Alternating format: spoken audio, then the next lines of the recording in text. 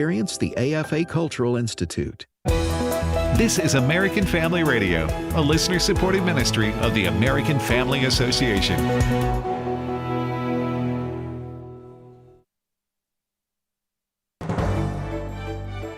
American Family News, I'm Rusty Pugh.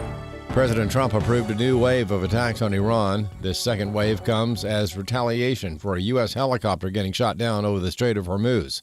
Trey Yinkst from Tel Aviv, Israel, has the latest. CENTCOM says that Iranian military surveillance systems, along with communication systems and air defense sites across Iran, were hit. Speaking from the Situation Room, President Trump told Fox News that 49 Tomahawk missiles hit locations as close to 40 miles from the capital of Tehran. Positions were also targeted along the southwestern part of Iran. The president described the strikes as violent and vicious. Also, President Trump says top Iranian officials called him directly, asking him to stop the bombing. Now, in response, the Iranians launched ballistic missiles and drones at Gulf countries, including Bahrain and Kuwait. The Jordanian army says they dealt with at least 20 Iranian ballistic missiles in the skies of their country. President Trump claimed yesterday that the U.S. secretly moved over 100 million barrels of oil through the Strait of Hormuz. We've been taking out millions of barrels of oil, millions of barrels. Every night we took out oil. So now that they figured it out, I can tell you, it was very hard for me. I wanted to say it so badly, but I didn't want to ruin it, but it was very hard. But millions of barrels of oil has come out, and that's why it's at $85, $90 a barrel instead of $250. Progressive school superintendents, including leaders from Loudoun County, Virginia public schools, facing some tough questions from the House Education and Workforce Committee over their district's stances on allowing biological males in female spaces. Is it the policy of Chicago Public Schools to forbid biological men, boys, to go into locker rooms with biologic girls? Any student, gender identity I take that as a yes. Transgender women should be allowed in women's spaces. That's a yes. San Francisco, we follow state and federal law. I take that as a yes as well. And the superintendent of Chicago Public Schools had this exchange with North Carolina Congresswoman Virginia Foxx. Is it appropriate for biological boys to sleep in the same room as biological girls? Yes or no? You're adhering to the policies. Do you decide that? If a student is transitioning and that if they have gone through the eligibility process and it has been approved according to Illinois policy, that would be considered on a case-by-case basis. The Maine-based Christian leader believes veteran U.S. Senator Susan Collins will turn back the challenge of her radical Democrat opponent. Chad Groening has more. First elected in 1996, Republican Susan Collins points to her experience and key position as chair of the powerful Appropriations Committee as two reasons to send her back to the Senate. She'll face radical Graham Plattner, who won the Democrat primary decisively on Tuesday.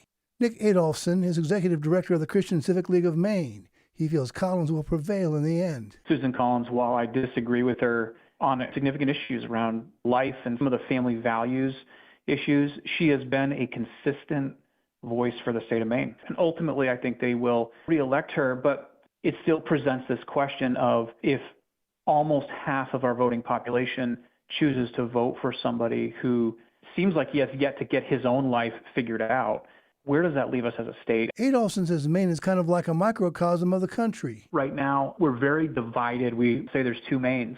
There's the southern coastal Maine that tends to vote very progressive. And then there's inland Maine with our blue-collar folks. And they vote much more along the lines of conservative values, family values. They value still work. They still kind of value the Maine that made Susan Collins. And I think we'll see that side of Maine stay true, and the fight will be in some of the coastal regions where it is much more progressive. I'm Chad Groening. And a New Mexico judge is scheduled today to consider arguments in a challenge to the state's fledgling universal child care program. More news online at afn.net and download the AFN mobile app for your Apple or Android device. I'm Rusty Pugh. The mission of AFA is to inform, equip, and activate individuals and families to strengthen the moral foundations of American culture and give aid to the church here and abroad in its task of fulfilling the Great Commission. AFA upholds the truth that all human beings, including the unborn, are created in the image of God and are worthy of life, liberty, and the pursuit of happiness. Thank you for standing with the American Family Association. Welcome to Today's Issues, offering a Christian response to the issues of the day. Here's your host, Tim Wildmon, President of the American Family Association.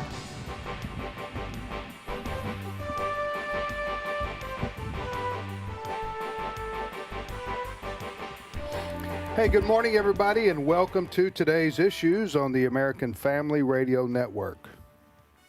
Thanks for listening to AFR. It's Thursday, June the 11th, 2026. All right, in studio, we have a surprise guest.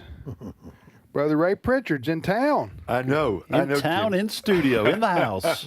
Usually I'm here for the Christmas. Yeah. The Christmas party. And showed up 6 months early. Christmas in June. That's right.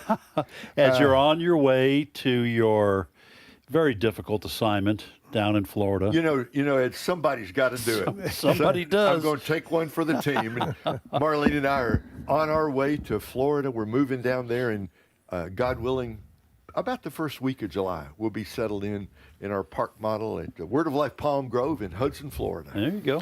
That other voice is Ed Vitagliano. Good morning, Ed. Good morning. I forgot. I had not been formally introduced. Right. Fred Jackson. Good morning, Fred. Yeah, good morning. But everybody knows Ed's voice. Yeah, Ed's voice. Little Ed goes a long way, man.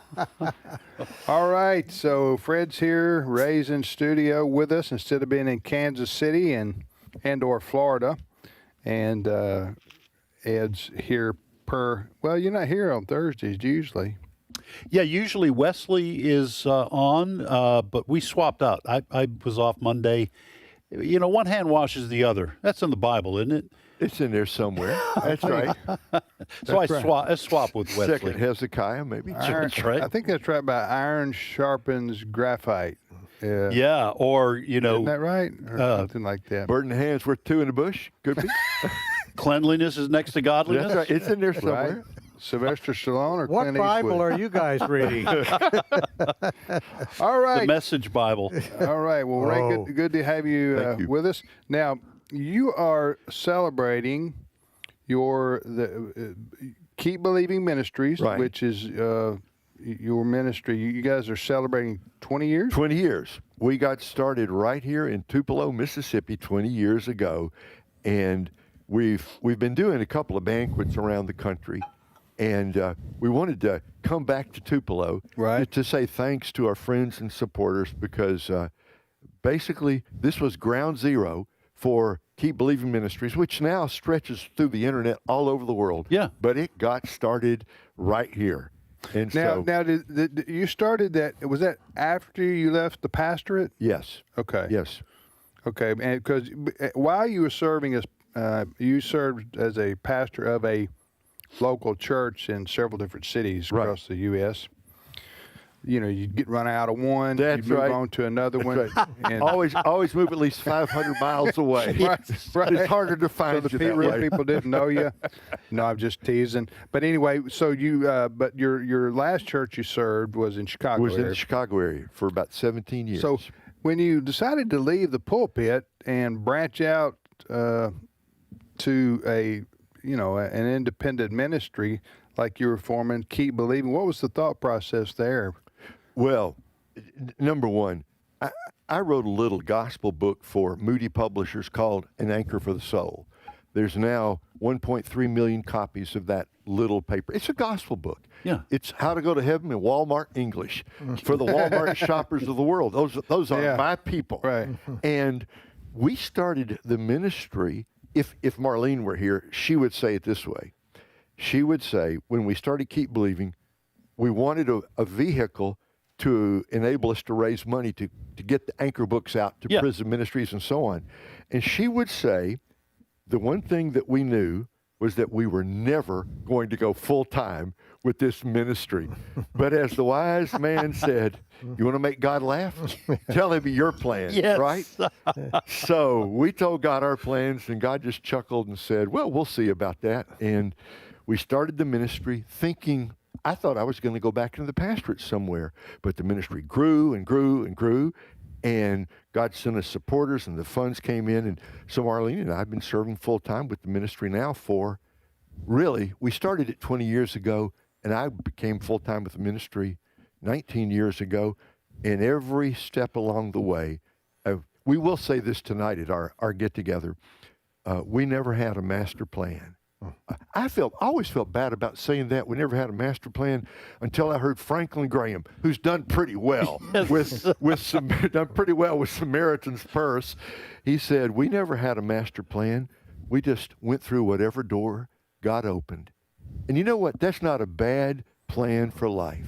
If you don't know what else to do, just go through whatever door God opens and see what happens. And so here we are. That's not really the American way. No, it's not. That's why it's odd when you say that. That's why you say, I'm guessing, why you say I feel bad saying that. Right. Because all the experts, including church experts, will tell you, no, man, you got to have a 5-year plan, 10-year plan, all that kind of thing. That. Yeah. But biblically speaking, what you said is far closer to the truth. You go through the door that God opens, and you bloom where you plant it, however you want to put it, because you're not ultimately in charge.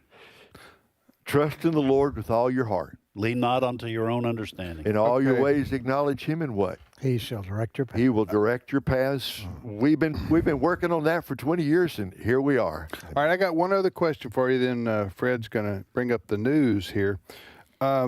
What do you miss most about the pastorate? And I'll give you two choices. Okay, would it be A, potluck suppers? Now, I don't know if they call them that around the country. Right, but I know what you're talking. Wednesday night dinner. Yeah, right. We in the South, they call them potluck suppers. Or deacons meetings. Let me say it to you this way. I enjoy being a pastor, but in the last 20 years, there has never been one day where I awakened and said, man, I wish I had a budget planning meeting tonight. I don't. That just never crossed your mind. Never crossed my mind. Oh, man, that's funny. Oh, man, you're served in Southern Baptist churches, and I know they're known for the deacons meetings and the finance committee. Well, can I just tell one Baptist story? Please go. Because I've been in the ministry and pastoring in several different types of churches, but I was an interim pastor for my wife's home church, Southern Baptist Church down in Scott County. And my first experience with a Wednesday night business meeting was, now I'm not exaggerating this. I can sometimes exaggerate for the point of humor. But the church needed a new vacuum cleaner. And the members of the church said, well, we need to get a committee together. No, they did. Yes, they did. No. To get the vacuum cleaner. And a good friend of mine, my wife's cousin, said, why don't we just send someone down to a couple of stores and find the best deal? And his mother, I was sitting right behind when he said that. His mother said, oh, son, we can't do that. And I said, wow, all the things I heard about Baptist business meetings are true. And they got a committee together. No, yeah, they got a committee together. A vacuum cleaner committee? A vacuum cleaner committee. Now, listen, those were dear people. I love them and friends with many of them still. Now, if you have a vacuum cleaner committee, is that under the umbrella of the deacons, or did you have to elect a president and a treasurer and a secretary for the vacuum cleaner meeting? They had to come back with the choices. Oh, no. And then they had to vote on it. They had to vote on. Are you? I'm not making that up. And I'm tell not mentioning the name of the church. Tell one other story, because I love this story. And I know if longtime listeners have probably heard this before, but Ed served in, and Ray's got 1,000 stories too. Ed served as a pastor or assistant pastor, associate, whatever you want to call him, a youth pastor for many years, right? Yeah. Even when you were bivocational working here, doing that. Right. So tell the story about the guy coming over to the parsonage. All right, listen to this, people. Okay, now, for those who don't know, if you're new to Christianity, or maybe you don't even know about anything about church life, the history is for a lot of churches have had, this is not so common anymore, I don't think, but parsonages, which are houses that the church owns and the pastor and his family live in the church. Right. Okay, so we wanted to set the backdrop maybe for those who don't know what that is. Go ahead. Okay, and this was the same church. Oh, man, this would make a great sitcom. Oh, man. So I came out on a Saturday morning. I was going to mow the grass, and there was a brother from the church unhooking the hose from the pastorium, parsonage. And I said, "Hey, I'm not going to say his name. What are you doing?" He said, "I something to do with his garden. I need more hose, and so I'm coming to get this one." And I said, "Why?" He said, "I pay tithes. The church owns the hose." And so he took the hose with him. He returned it.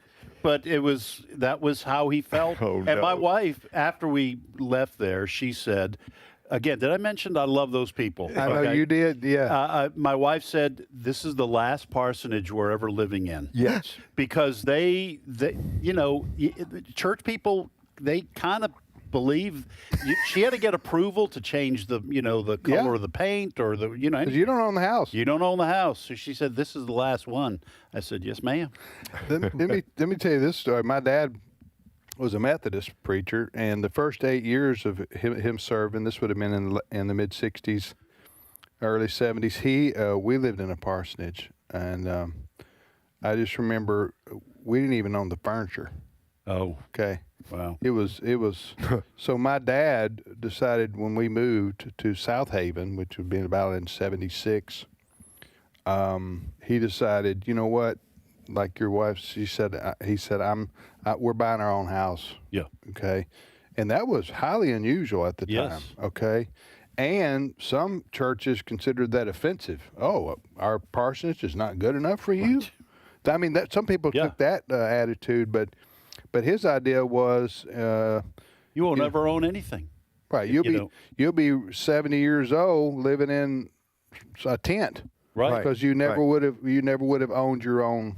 And in place. the way of explanation, churches did that because it helped them, if they were smaller, it helped them to pay a pastor and not have to pay them enough for them to make a house payment. Okay, because they would own the house, the parsonage, and so they provided housing but didn't have to pay more salary. Right. When did you switch over to your own home? Our first church was a parsonage in California, an evangelical covenant church out there. We were there for about 5 years, and it worked out okay because the people had a good they had a good spirit about things, and if we needed work done, we didn't have to appoint a vacuum cleaner committee, right? We could keep the hoses, right? Yeah. But the deal is, you're not building up any equity that way. Right. And so once we left the church in Los Angeles, moved to a church in Dallas, we scraped the money together and bought a house. Yep. And so we've lived in our own homes ever since. Yeah. And by the way, I there's several of those people I'm still friends with that listen to AFR and listen to this show because they communicate. Who's one of them? No. I just want to let you know I love y'all. Nothing. And names were not mentioned. Names were not mentioned to protect the innocent and the guilty. And the guilty. And it's just some of the funny stuff that happens in church. I'm sure that police officers and nurses, they all have stories like this. Oh yeah. And well, let me ask you this: is that in Southern Baptist circles? Is it it's common today? Pastors own their own homes. Is that pretty standard? Much more. Yeah. Don't you think? Much more. I think so. So it was early. It was cross denominational. Yes. In terms of that move to have own your own home, get away from the parsonages, right? Right. For the very reasons you guys are saying. Yeah. Is that you wind up being at retirement age with nothing. Right. And everyone says, well, God will provide. Well, you know what? God does provide, but you will be living in a tent. Right. Okay? Right. You'll have shelter. He generally provides better if you own your own home. Right. All right. You're listening to today's issues on the American Family Radio Network. You know what would be a hit if we had a book on church stories. Maybe that's probably already been done. But Dennis Swanberg used to tell some hilarious church because I think he was a pastor. I mean, remember, you know, the comedian from Louisiana. All right, and Jerry Clower had some. Mm-hmm. He was a master storyteller. Yes, Jerry Clower. Oh,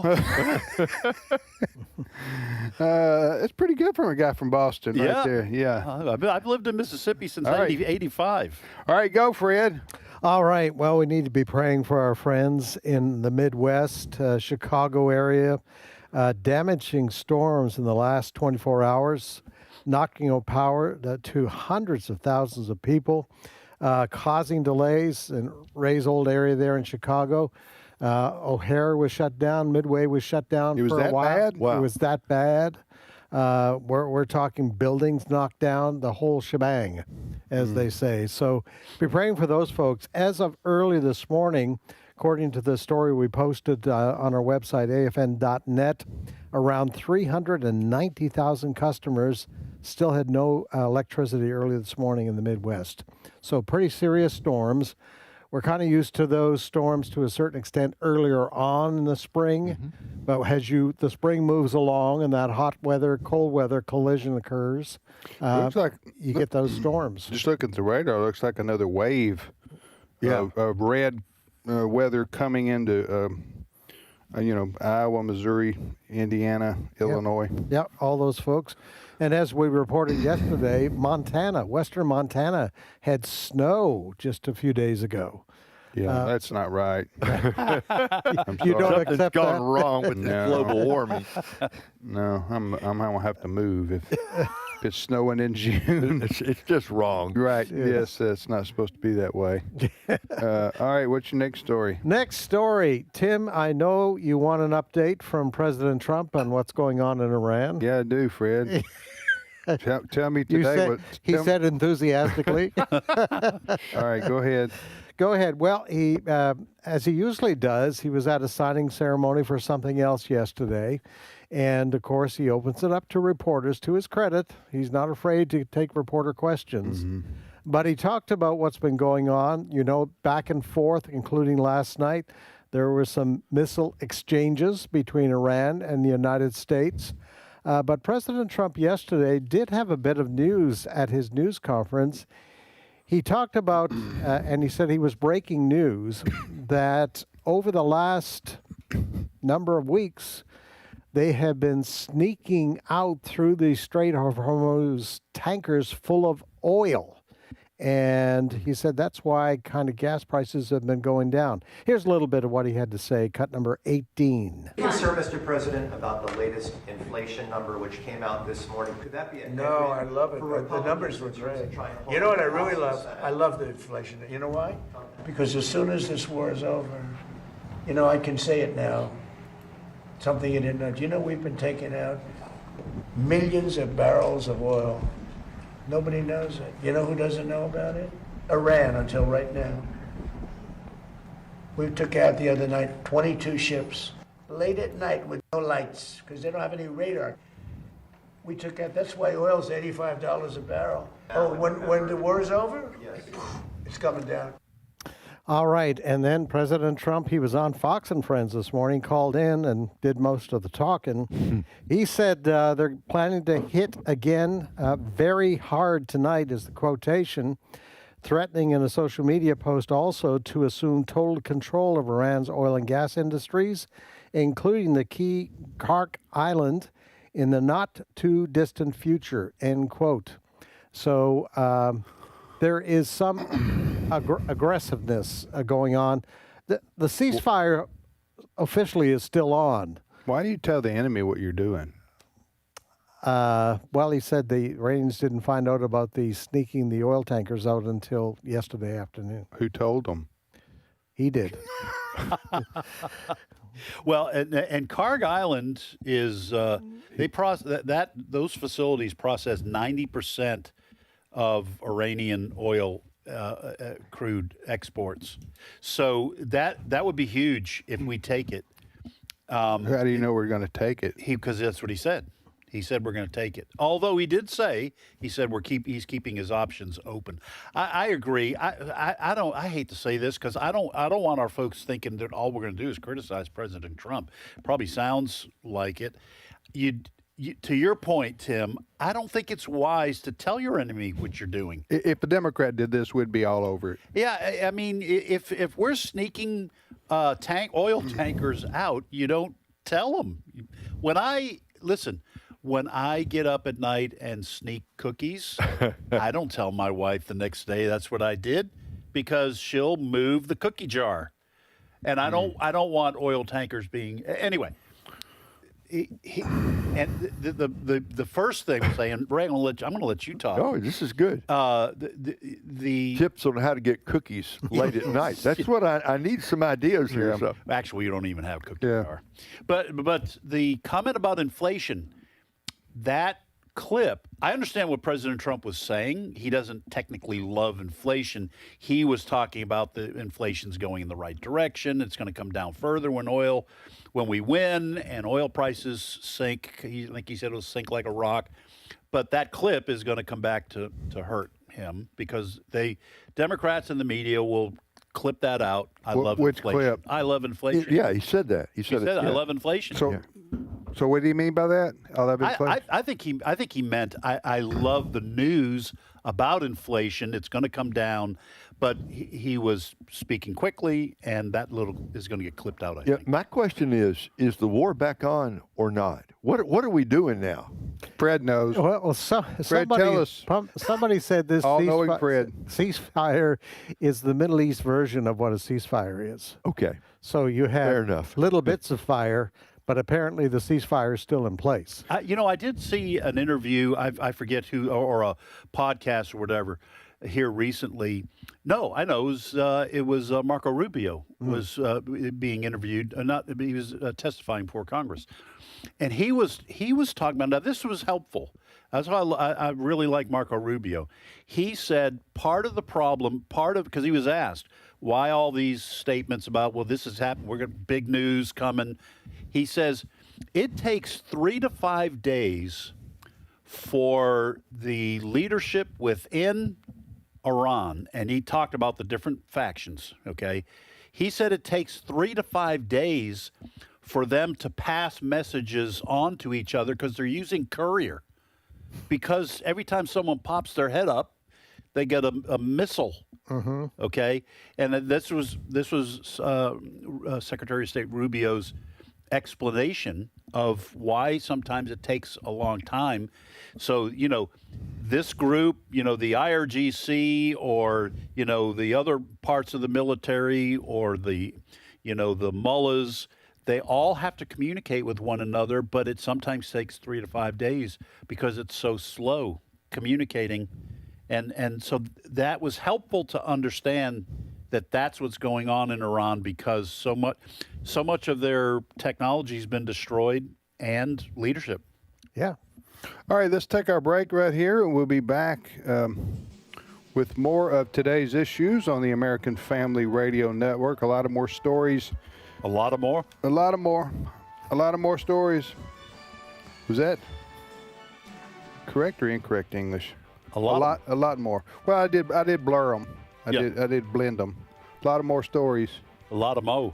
Because that's what Clubber Lang said to Rocky in Rocky 3. Oh, is that right? You can get a lot of mo pain. A lot of mo. We'll be back in a few minutes with more of today's issues on the American Family Radio Network.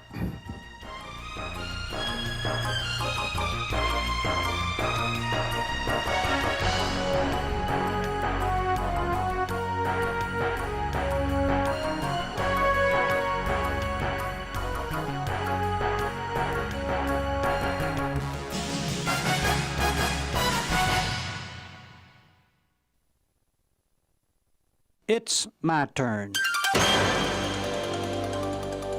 Here is your host for My Turn, Don Wildmon. In the book of Psalms, we read these words: If I forget you, O Jerusalem, let my right hand wither. Let my tongue cleave to the roof of my mouth, if I do not remember you if I do not set Jerusalem above my highest joy.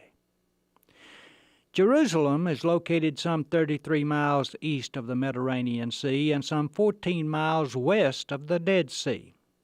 For some 25 to 30 centuries, it has been a holy city.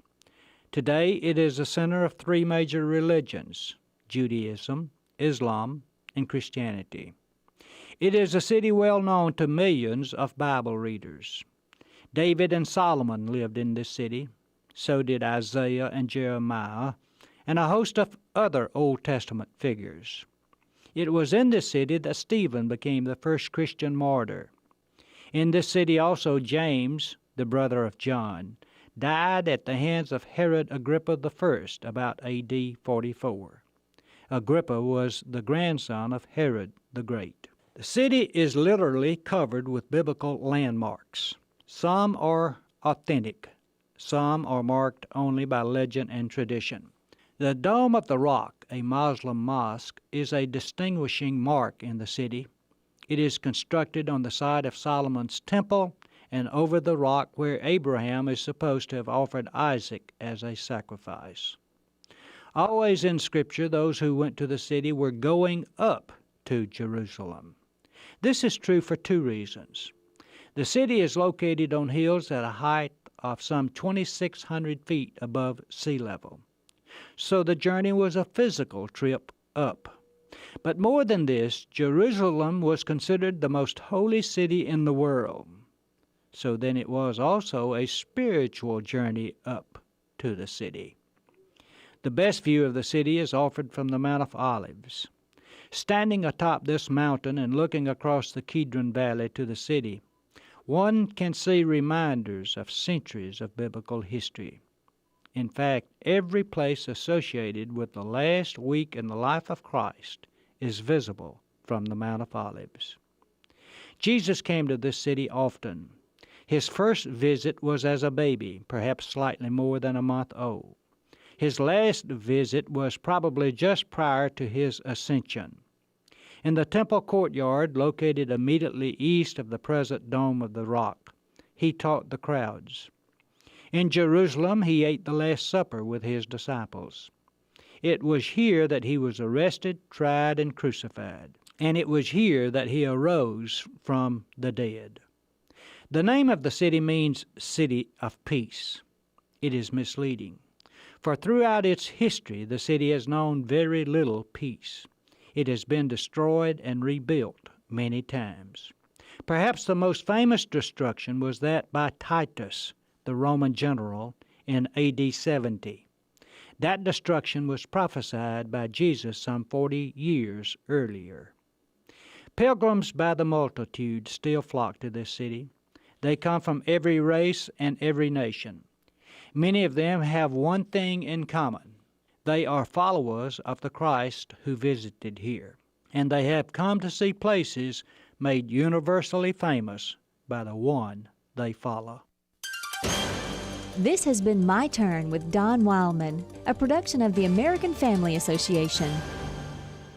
Hello, everyone. I'm Tim Wildman, president of American Family Association and American Family Radio. Hey, we are announcing two tours coming up in 2027, March of 2027. We're going to Greece and we're going to Italy. The Greece tour we call the Footsteps of Paul, and you're going to follow the footsteps of St. Paul in the country of Greece.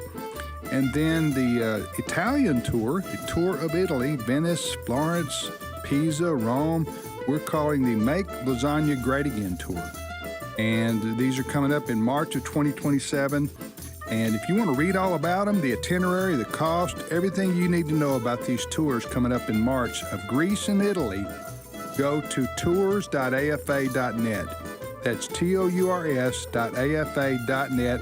We're going to have a lot of fun, a lot of good fellowship, and see some of the most historic and iconic sites in the world.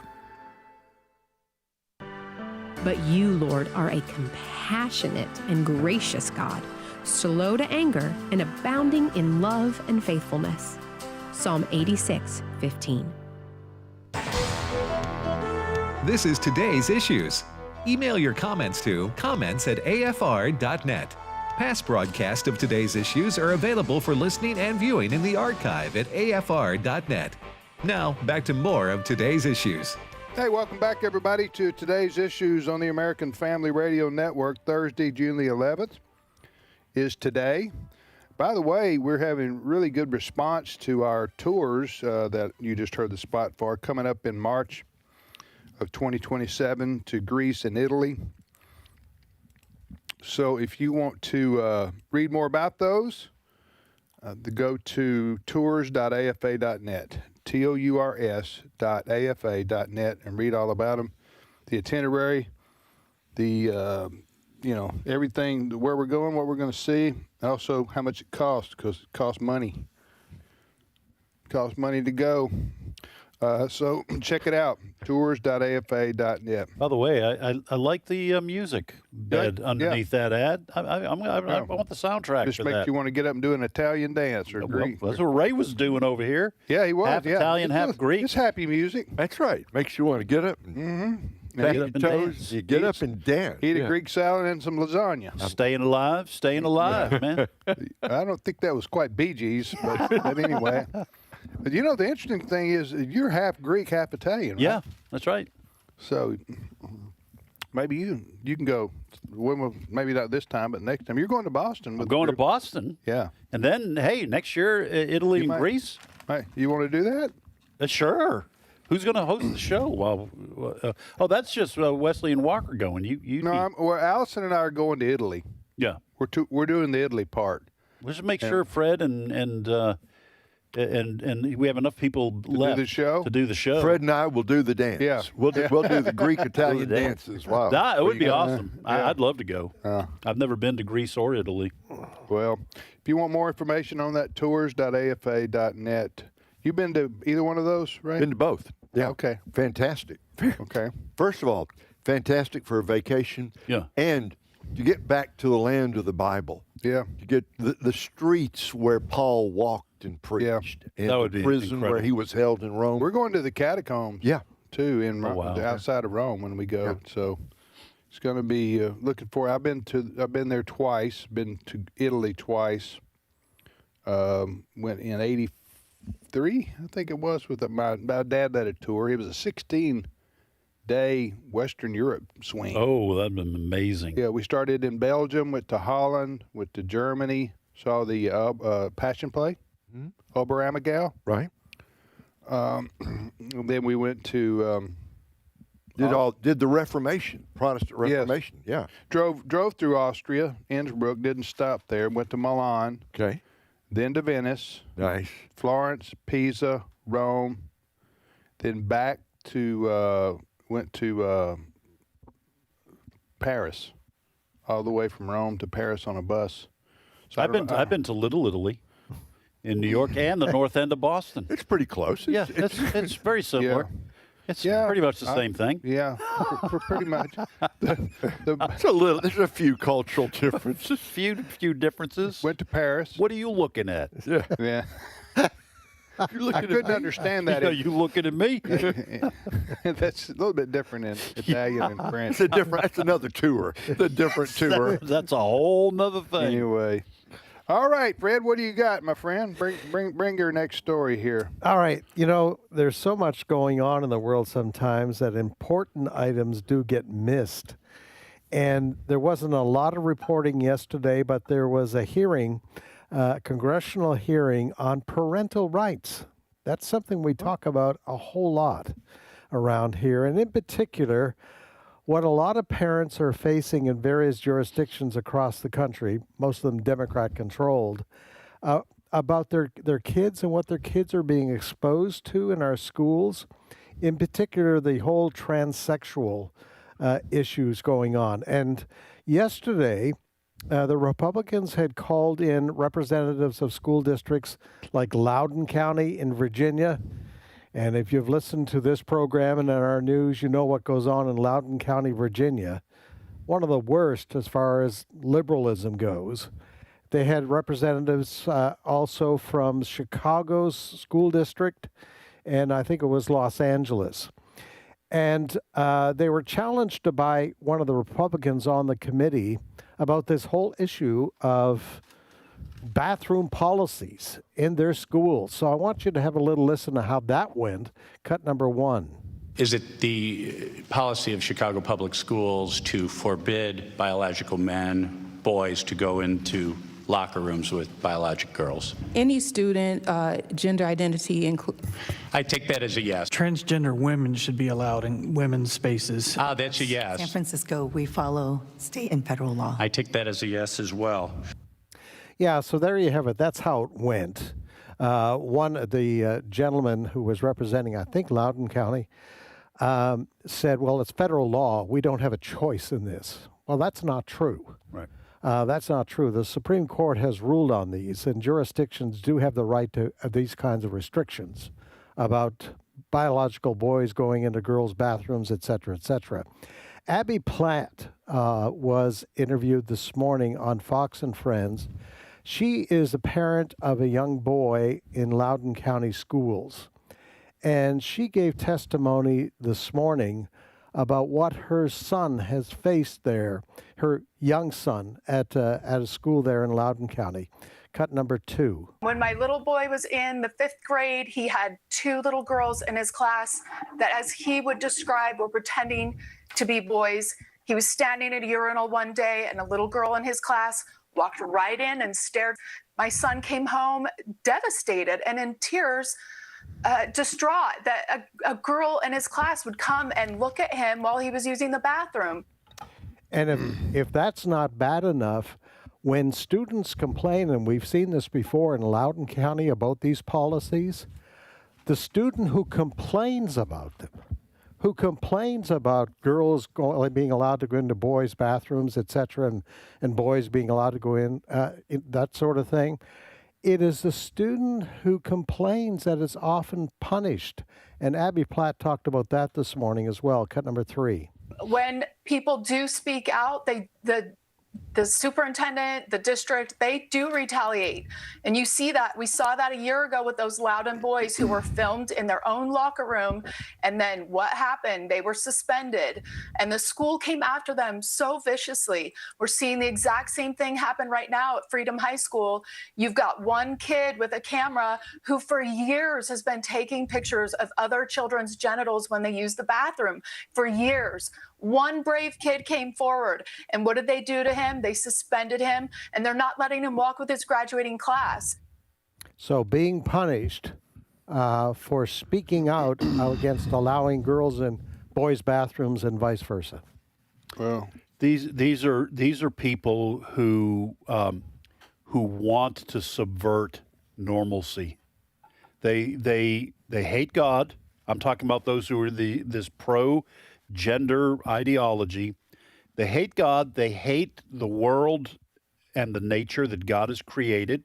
So in rebellion to God, they rebel against that nature. And they are so full of anger and hatred, they will punish kids who act in a normal fashion in order to protect their revolutionaries. They're using kids to push their little revolution. Ray, do you think that's an over exaggeration? If anything, it understates the evil that's being done. I'll try to state it even more. Please do. Until 5 minutes ago, Ed, everybody with a brain agreed.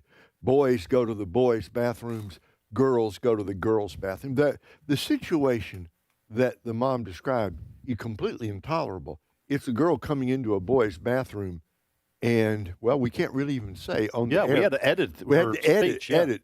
But everybody understands watching and gawking while the little boy is trying to go to the bathroom, that's criminal. Yes. That's the people who not just who protect this, but defend it and promote it and consider it normal.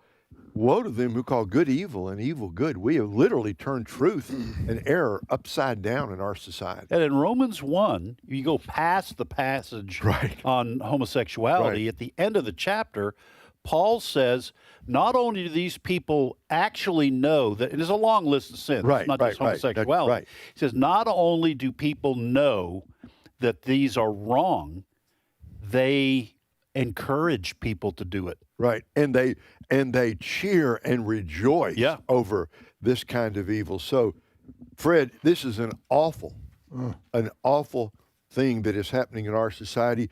And you would think that there's good people in Loudoun County. Has to be. Yeah. You'd think the good people would come together and throw these evildoers out. But you know what's scary? There's apparently not enough of them. Yeah. Unless there's just apathy. I don't know how you'd be apathetic about these kind of things happening, but maybe there's just not enough of them to throw them out.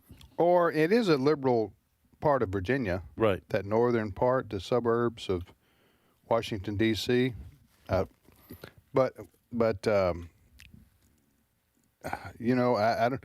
These people can be very intimidating.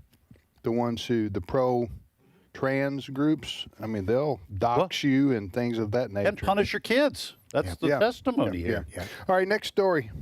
Just one more thing with Abby Platt. She said one of the problems is now there are not enough private schools. Parents are trying to get their kids, rescue their kids from the public schools there, but they have nowhere to go.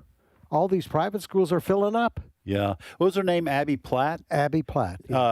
Kudos to her. Yeah. Shame on the head of the Loudoun County Schools, Abby Normal.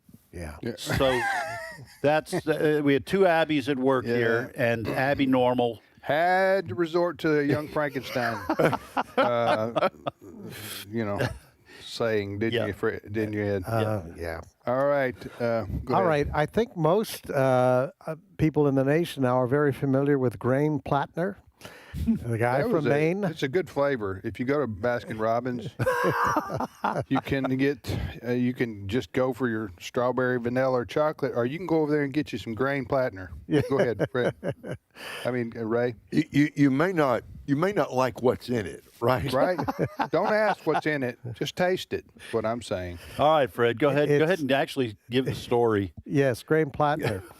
Well, you know, some of the controversy leading up to the primary, which he won on Tuesday night this week. For those who don't know who you're talking about, tell them. Yeah, he is the Democrat that has been chosen in Maine to take on Republican Senator Susan Collins. Right. Lots of controversy around him. Even some Democrats are kind of embarrassed about this guy. He's got the Nazi tattoo. He's got women who he has in his background that say they were abused by him. So all of that has been out there. And he has said, you know, from time to time, well, that's part of my past, and I'm by all of that. But here's what's really interesting. Jodi Kantor, she is what's being described as the Me Too reporter for the New York Times. Now, the New York Times did carry a story earlier with testimony from some of the former girlfriends of Graham Now, Plattner. just remind our listeners what Me Too means. Me Too basically says we should listen to the accusations made by women against men. Right. It became fairly popular during when Kavanaugh was up for the Supreme Court. Right. And there were women who testified against him, and the Democrats said we have to believe these women. Right. All right? So Jodi Kantor, she was interviewed in the last couple of days about the accusations against Graham Plattner. I think it's going to shock you as to how she responded about those complaints. Cut number 14. The accusations against Graham Plattner are not classic Me Too accusations. They're not about a boss and a young female employee being subjected to sexual advances. They were mostly made in the context of consensual relationships. There are these very sensational texts about sex. There are allegations from former girlfriends that are not, the way my colleagues reported them, were not like classic abuse allegations. Classic. It didn't meet the standard. Look, now I understand her point. It is a different context. Between a boss and an employee. That doesn't mean it's an excuse that it took place, that the abuse took place in the context of a relationship.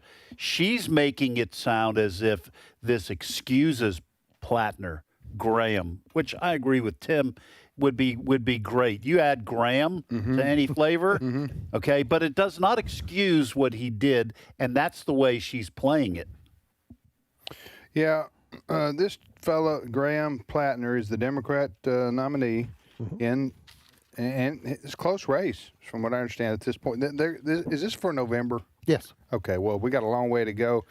I just it takes a lot to take a candidate out nowadays when it regarding their personal lives, because people you pick a team nowadays, and whoever your team is, then you got to vote for them, because the character issue doesn't matter anymore much. Right. That's just the way it is.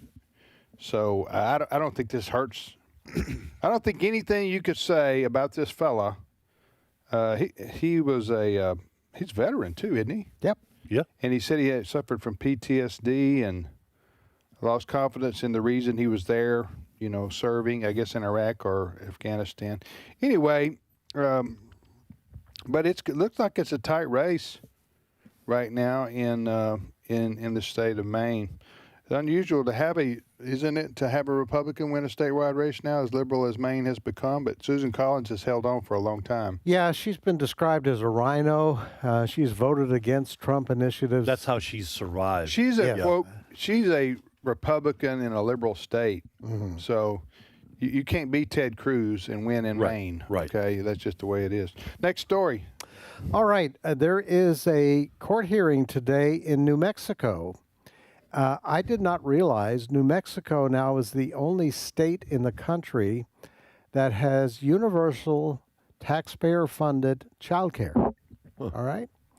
So, it's a large part of the socialist agenda. That's what Mamdani wants in New York, et cetera, et cetera. It's big government programs.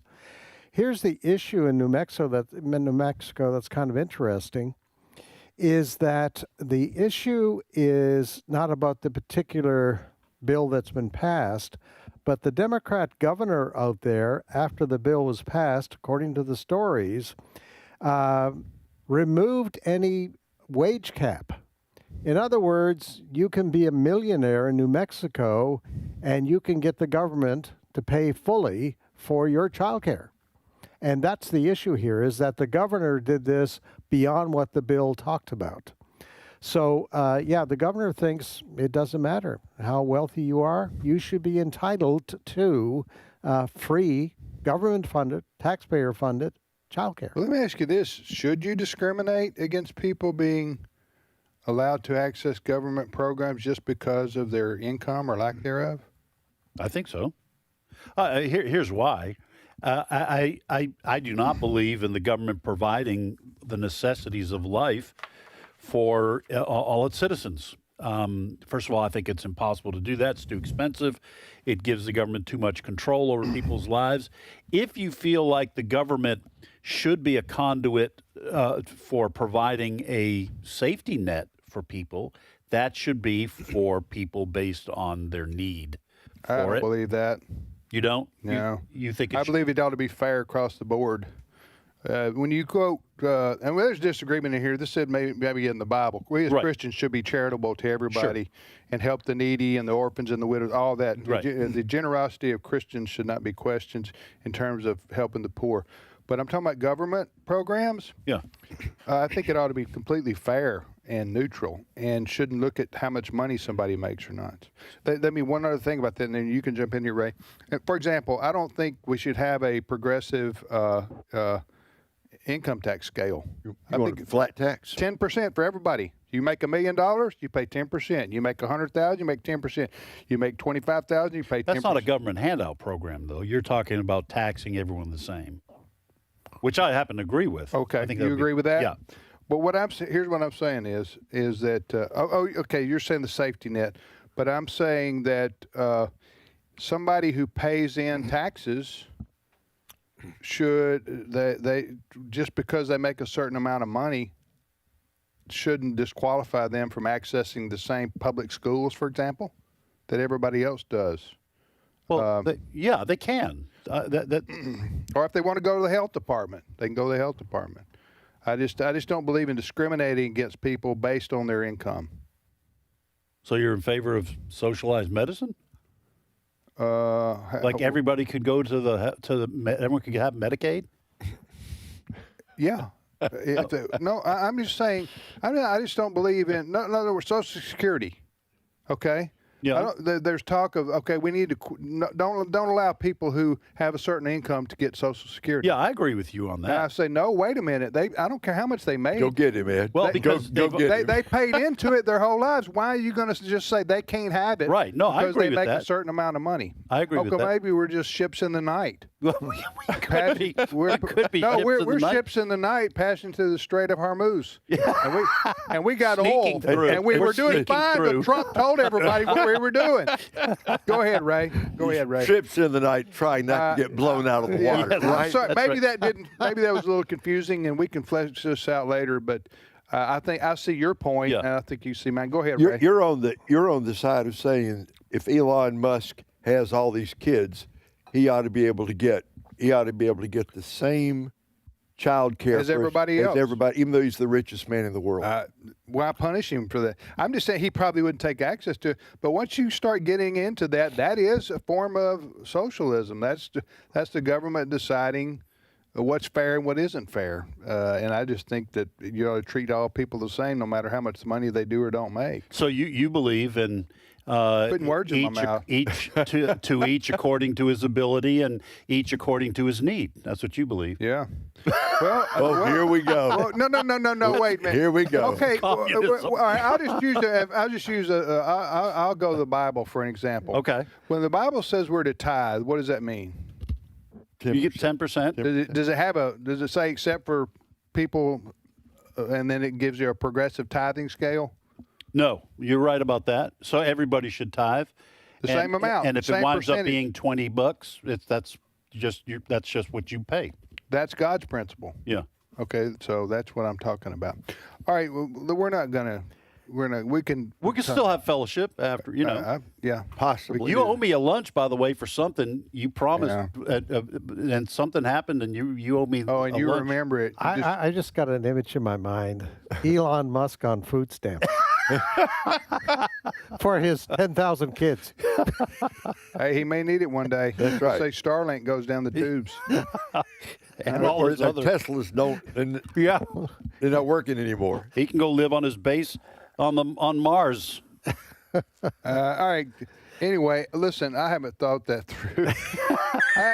What I just communicated the last 5 minutes or whatever long I went on about that. Impulsive answer. I haven't thought that completely. It's not the stated position of AFR. We're giving some thought from the air. It's Tim freewheeling.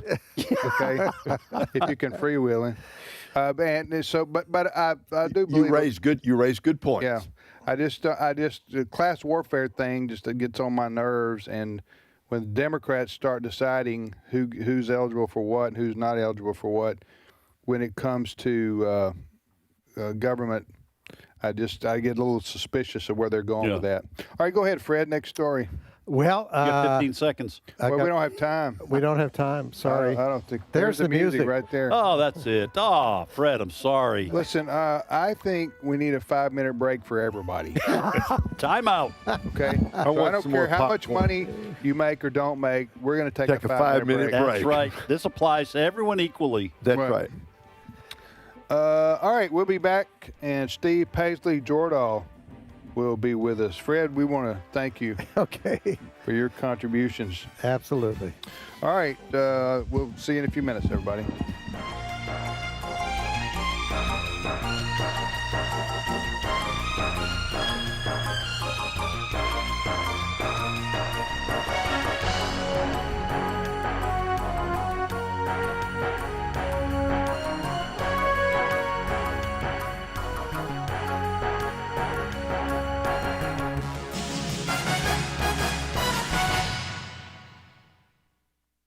The views and opinions expressed in this broadcast may not necessarily reflect those of the American Family Association or American Family Radio.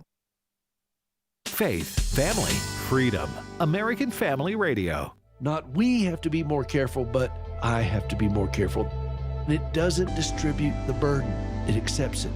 I learned it as a caregiver. Caregiving has a way of stripping away the illusion, including the ones that I prefer to keep about myself. Join Peter Rosenberger on Hope for the Caregiver, Saturdays at 7 a.m. and Sundays at 10 p.m. Central on American Family Radio. This is American Family Radio, a listener-supported ministry of the American Family Association.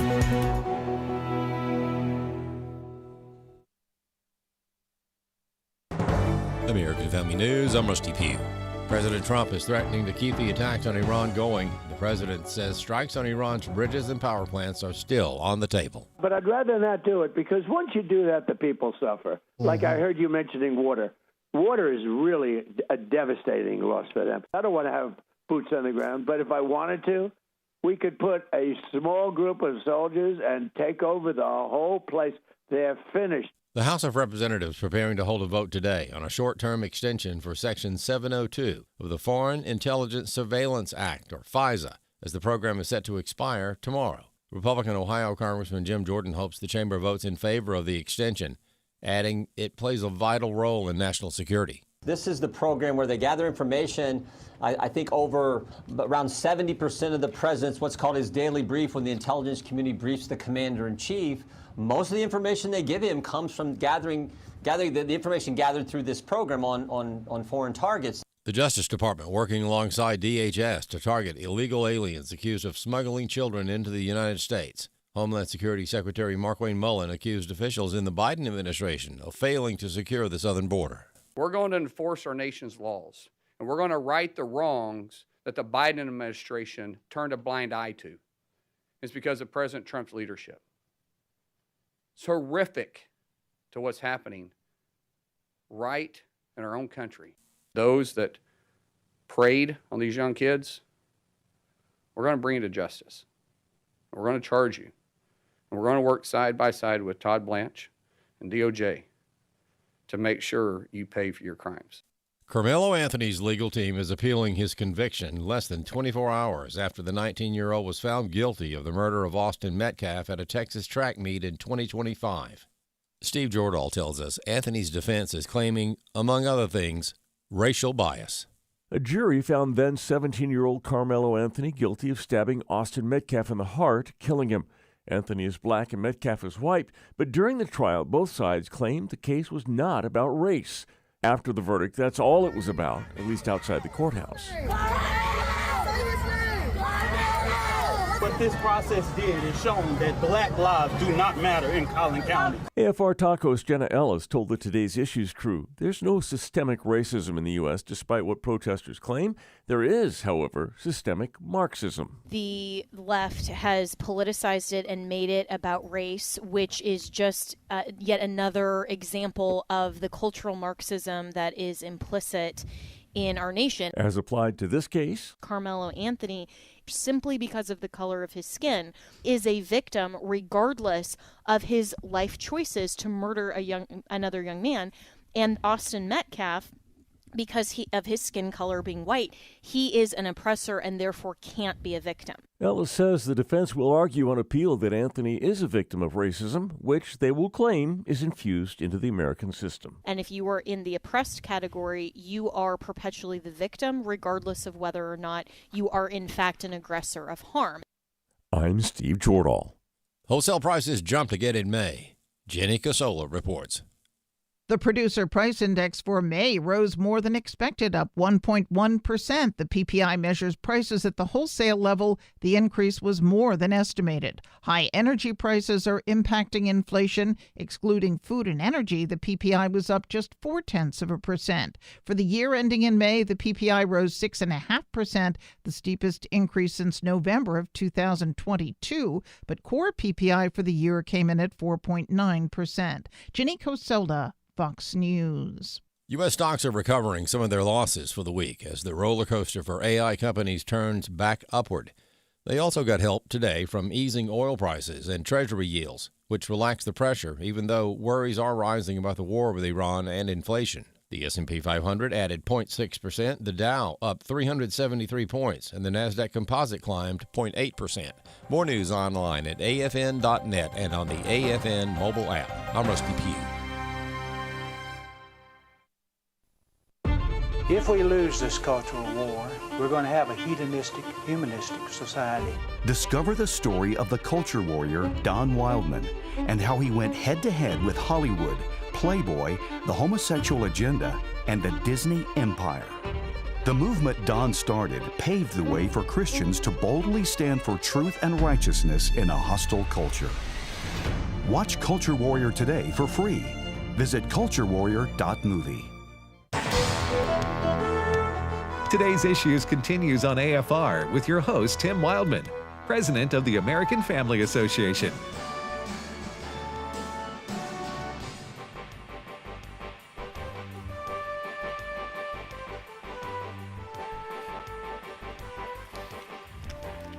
Hey, welcome back, everybody, to today's Issues on the American Family Radio Network. Tim, Ed, Ray. Ray's in studio with us today. He's, are you halfway between Kansas City and Tampa? It's pretty close. Pretty close, yeah. Pretty close. But Ray Pritchard, who's on with us Tuesdays and Thursdays, usually from a remote. he's in town from the command bunker. Yeah. He's on with us unless he's doing his little Bible teaching Bible thingy. Yeah. Oh, now I recognize him. Right. Just Steve Paisley Jordan. Hey, everybody. Good morning, Steve. Genuine Paisley today. Yeah. This is the real deal.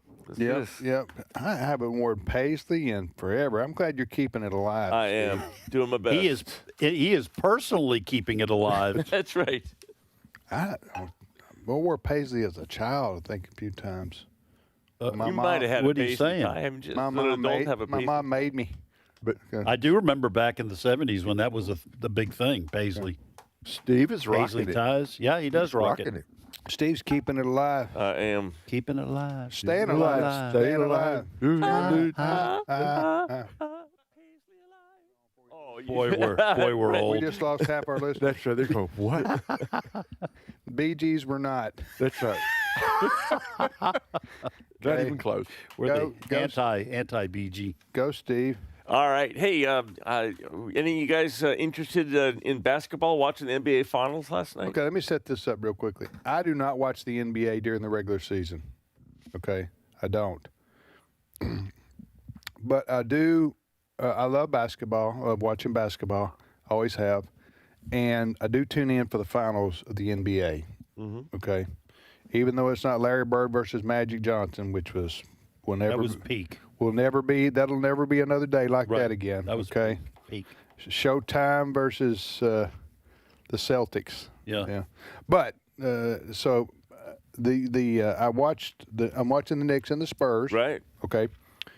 Knicks won the best out of 7. Knicks won the first 2 games. They go back to New York. The Spurs win game 3.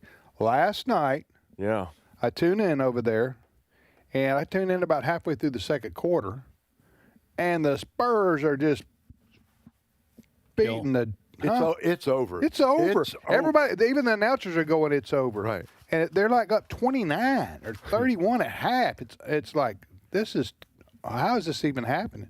Well, I clicked off. Now, I know better than to do that. I turned to another TV show that Alice and I wanted to watch. Yeah. And forgot about the ball game. And then I come to work this morning, and Steve, what happened? Well, cut 19 happened. Him to operate at the top, 101. Brunson gets it, fires up a 3. Shot no good. The tip, it's gone. It's gone. It's gone. With 1.2 remaining. Knicks take the lead. No timeouts left. They have to get it in. Harper lobs it inside. Castle hasn't lost it. That's it. It's over. The greatest comeback in NBA playoff history. The Knicks pull off the miracle comeback. Yeah, so down 29 points, and that when you heard him say the Knicks take the lead, it was the first lead that they'd had. I don't know if they had 1 or 2 points at the very, very beginning. Right. They didn't come back until the very, very end. How do you listen? If you're a San Antonio fan, oh man, this is going to be a collapse you'll never forget. if they wind up losing the series, which now they're down to the Knicks 3-1. It's gonna be hard tonight. Whenever the next game is, I think it's tomorrow. Yeah. If this will haunt San Antonio fans for the rest of their lives. Let me just. I don't watch the NBA ever. You've been there, hadn't you, as a Red Sox fan? So let me switch to hockey. Please do. Saturday is the next game. 2013, Game 7 between the Bruins and their arch enemies, the Toronto Maple Leafs, in Boston, with 10 minutes left in the game. The Maple Leafs go up 4-1. And in hockey, that's a 30-point basketball. Yes, right. And the Bruins came back and beat them in overtime. And if I am having a down day, and I go like after the show, we're talking about bad YouTube news. that, huh? I'll go to eat lunch and put on YouTube. Not only will I watch the gameplay of that, but there is a video of these fans in an apartment, Toronto fans, and they have a camera watching them from their TV, and they're going ballistic when they're up on the Bruins in Boston, 4-1, and then it shows them as the Bruins get closer and closer and closer. I'm just telling you that makes me so happy. Yeah, other people suffering. Yeah. Dad's happiness. So how did they blow? What happened? Did they blow it or the? No, they blew it. The Knicks did come back, but I was Steve's told me the box score, and the Knicks only scored for an NBA team. Listen to this: like 14 points in both of those quarters, the third and the fourth quarter. That's inexcusable. And they got a 7-4 Gazelle that is going to be the next greatest thing. And I forget Wemby. Wemby, I think it's Wemby. Victor, and they call him Wemby, but he's a phenomenal athlete. They scored 14 points in the third quarter and 16 points. Yeah. That's like a WNBA game. Of course, that's probably a lot of points for the WNBA. Or they threw the game. I'm not saying they did. I'm saying or. Some people throwing say. it out there. Some people say. Yeah. Wembanyama. So, no, I don't believe they threw the game. I'm just kidding. Go, next story. All right. The UK has a podcaster. His name is Stephen Bartlett. He's the biggest podcaster in the UK. He's kind of the How much does he weigh? Not that kind of 2 big. stones. Oh, I'm sorry. I don't know how much a stone is. This diary of a CEO. Very English. 2 stones. This diary of a CEO. I don't know. I completely misunderstood. You meant big as in popularity. Popular, very popular. His name is Stephen Bartlett. Okay. And he is kind of the UK's Joe Rogan, right? Okay. So, and he's an avowed agnostic. Okay. He's very open about his lack of faith. You need to be an avowed if you're an agnostic. You do. Yeah. It is Diary of a CEO. It's a very good podcast. Anyway, he was talking. He was talking with a guy named John Lennox, who's a mathematician from Oxford and a Christian. He's outstanding. And I want you to listen to an observation that this podcaster makes. He makes because I think it's Stephen Bartlett has talked to Christians and he's talked to non-Christians, but this is very, very interesting. And I love this. Ray, I'd love to get your thoughts about this. Cut 20. In a world with so many challenges, what can we do to restore hope and trigger engagement? Give people a real basis for hope that transcends this world. And the only place I know where to find that is in Christ and in Christianity.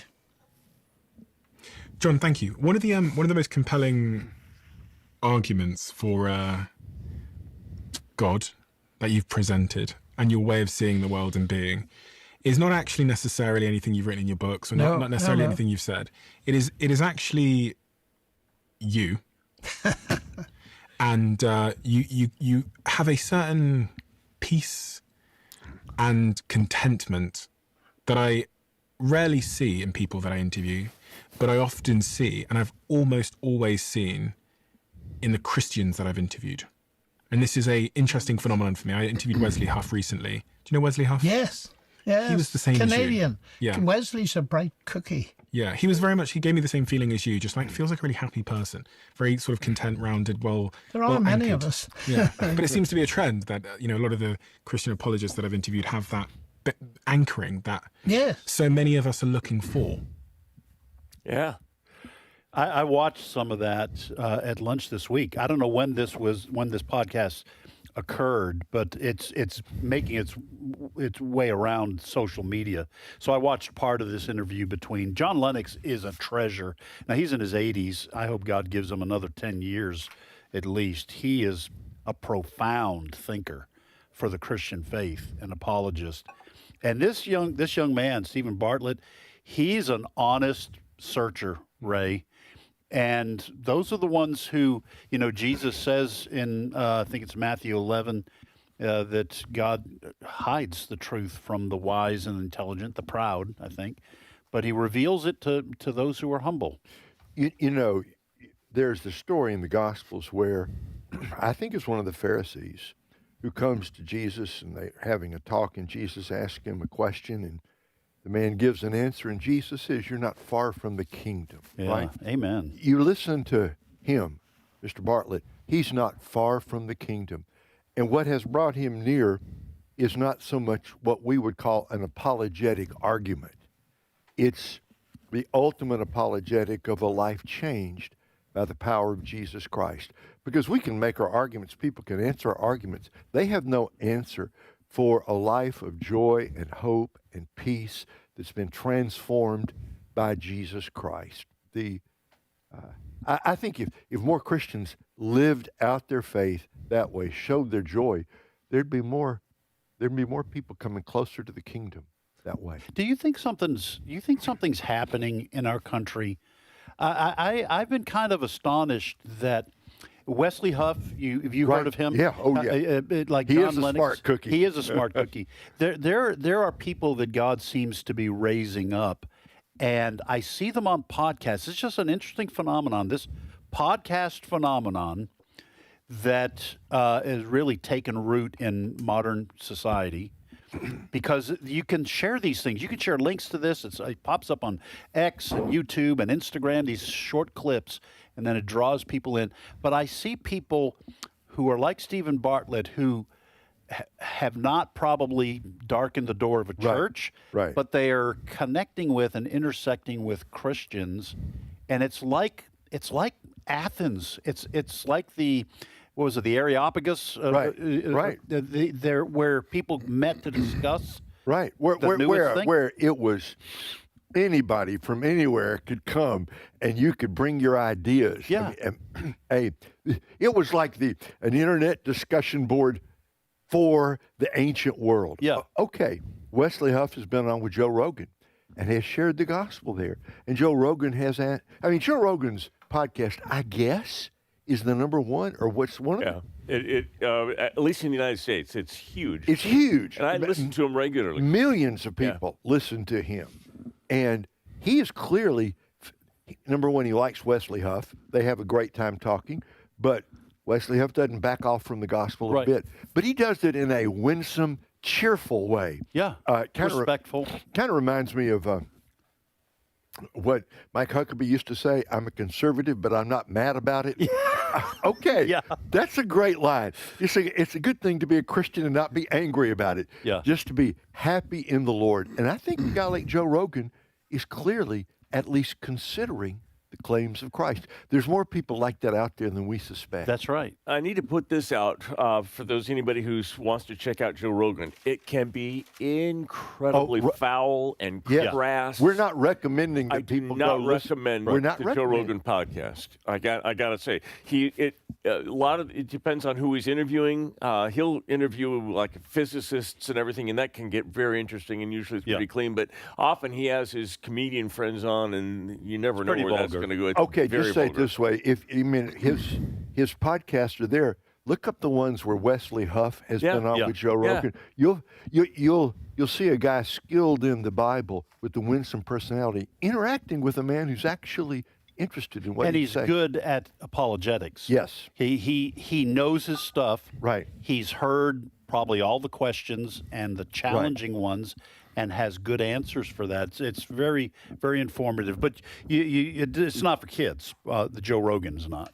You're listening to Today's Issues. That's the name of this show on the American Family Radio Network. Tim, Ed, Ray, and Steve, and we appreciate you listening. Go ahead, Steve. All right. So in Cleveland, Ohio, there is a medical unit called the Cleveland Clinic, and it was doing gender reassignment surgeries. It was playing with kids. It was cutting healthy body parts off kids. It was putting young people on gender, different pediatric medicines and everything to try to change, if you could, change your gender. Well, it was already illegal in Ohio, so the Justice Department brought a suit against them, and they won. And I want you to hear this, because the Cleveland Clinic has agreed to stop doing any gender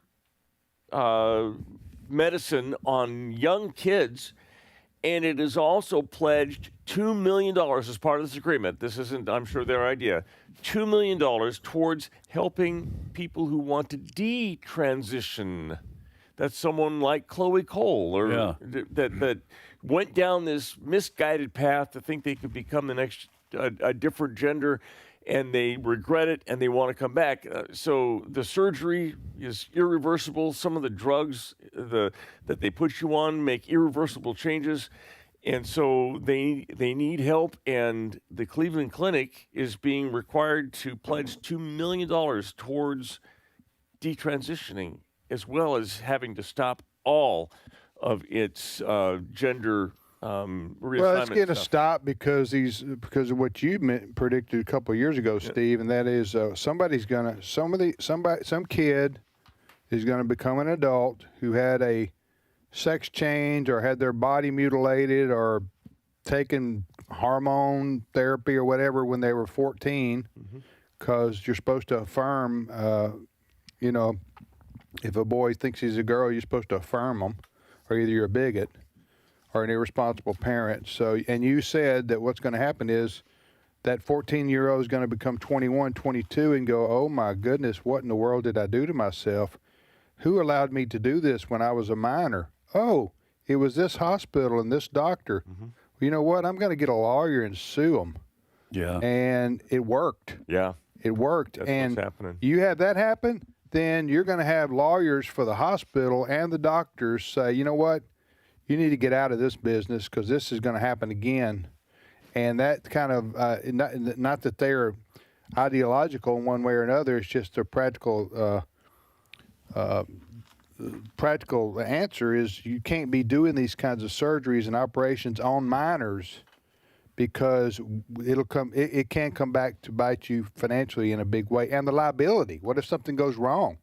They could get, so anyway, and I'm glad to see this because this should be, these hospitals and doctors should be liable for what they do absolutely to minors. And they're going to see Cleveland Clinic, that's $2 million. We don't want to get forced to pay anything. Right. We're stopping now. That's right. And they may still get sued in the future and may not be able to avoid it. Next story, Steve. All right.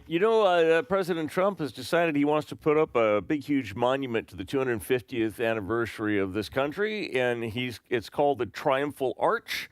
It is going to be in Washington, D.C. The National Park Service is putting it up, and they are going to have to do construction 20 hours a day for the next 2 to 3 years in order for it to be finished during President Trump's administration. Because if it's halfway done when President Trump leaves office and it happens to be a Democrat that comes in, I can guarantee you they'll stop that thing and tear it down. You think they would? They'd tear it down? I can't imagine them at least... Where is it going to be placed? In front of the Lincoln Memorial? On the Memorial Bridge crossing over into D.C. from Virginia? That's what it looks like to me. Yeah, it's ours to be constructed out of concrete, clad with U.S. sourced granite. I'm trying to find the address. It's going to be, according to the documents, workers will require multiple cranes up to 320 feet tall, taller than the U.S. Capitol building. At least the construction equipment will be. You're not supposed to have anything in D.C. that is taller than the U.S. Capitol. That's why they don't have skyscrapers in D.C. But you're saying this arch will be the equipment, like the cranes, will be taller than the Capitol when they're constructing it. Is that what you're saying? Right. While during the construction, I think it's 250 feet tall. Oh, I was just going to say it's 250 feet, so it's a massive. This artist rendering of it looks beautiful. It's going to say "One Nation under God," and the arch is also going to have a matching emblem that says "Liberty and Justice for All." It's beautiful. It is beautiful looking. The rendering. I will say this: I don't know. I don't know what the process is for approving these kinds of projects. Is it just depend on who the president is at the time, or is this something that requires congressional approval? It's got to come out of somebody's budget. Well, the parks. Well, it starts with a Truth Social post. That's always right. That's always step one, right? The National Park Service is in charge of it, so that's the budget it'll come out of. Well, how much is it going to cost? What's the estimate? Yeah, that's a good question. Let me look that up for you, Ray. Let me just say this too, though. Having been to Washington D.C. many times, they're running out of room for monuments inside the District of Columbia, in the Washington D.C. And I'm not talking about way out. I'm talking about on the mall area, and they're running out of places for monuments, and so I don't know what they're going to do about that. Maybe find another place. $100 million is the estimated $100 million. cost. What? How much? $100 million. Oh, $100 million. It's actually pretty cheap. Yeah, comparative cost. The nearby Dwight D. Eisenhower Memorial costs approximately $145 million. Huh. Yeah, I would have guessed a lot more than that. Me too. And it is going to be a mix of public and taxpayer money and private donations. Yeah, next story, Steve. All right, next time you are on an Air Canada plane, you might want to stop by the cockpit and get the pilot to show you his pilot's license, because for years, Jeffrey Wall, who's 59 years old now, was assigned as a captain for Air Canada, and he flew more than 900 flights, thousands of passengers. How is that possible? And he didn't have a pilot's license. This is not a good advertisement for Air Canada. I don't think so. Well, it sounds like the way they run their government. Isn't this like that movie Catch Me If You Can? That guy. Oh yeah, Catch Me If You Can. He didn't do the pilot. He didn't do the flying. He didn't do the flying, right? That was a crazy book. I read that. That was a true story, Catch Me If You Can. Mm-hmm. I read the book, and then I saw the movie with Leonardo DiCaprio. So this guy did it hundreds of times, right? Yeah. 900 flights. And he was the pilot. Captain, yeah. He didn't have a pilot's license, and he's flying Air. I don't know how. There's some questions we have, friends. Yes. Yeah. I don't know. So you're saying, Steve, if you fly Air Canada, just ask in a friendly way when you enter the plane, look up to the cockpit and say, "May I see your pilot's license?" That's right. That's How do other pilots not catch this? At least initially. Right. I mean, you must have had some flying experience. Oh, yeah, you had to have.